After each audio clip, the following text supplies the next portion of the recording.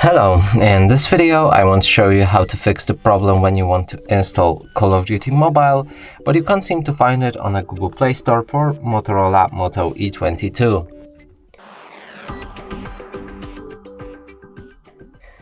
So first let's try finding the game on our Play Store. But as you can see, there's no results.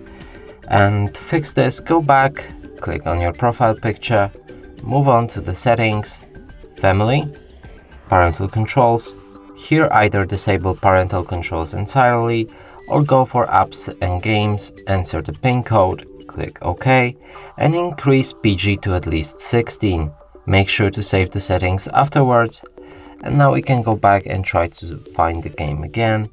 And it should be right here available to install. And that's it for this video. Hope you like it. Please consider subscribing to our channel, leave a like and a comment below.